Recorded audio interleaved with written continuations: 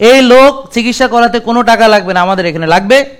ধরেন একটা লোক সে ওষুধ খাইছে, ডাক্তার দেখাইছে, কিন্তু সে ভালো হয় না। কারণ কি?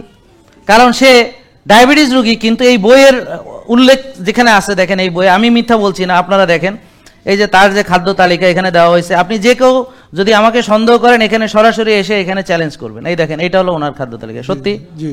এই দেখেন, এই যে তাহলে ওনার খাদ্য তালিকা দেখেন। ওনার ডায়াবেটিস হয়েছে মানে রক্তের চিনি বেড়েছে না কমেছে? বলেন। বেড়েছে। কত বছর ধরে? 25 বছর ধরে। জোরে বলেন, কত বছর? কত বছর? কত বছর? হ্যাঁ, সবাই কমেন্ট করেন। 25 বছরের ডায়াবেটিস রোগী, এই যে উনি দলিল লেখক একজন। তাহলে এখন যারা বলতেছেন টাকার অভাবে চিকিৎসা করাতে পারেন না, এই লোক চিকিৎসা করাতে কোনো টাকা লাগবে না, আমাদের এখানে লাগবে।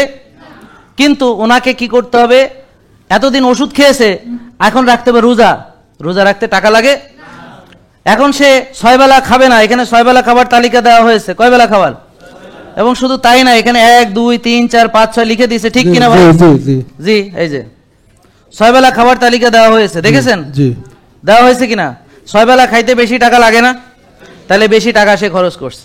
6 বেলা খাইছে এবং ওষুধ খাইছে। 40 ইনসুলিন দিছে। আমি বলতেছি তাকে ইনসুলিন দেওয়া হয়েছে। হ্যাঁ, দেওয়া হয়েছে। প্রথম কয় বছর ওষুধ খাইছেন?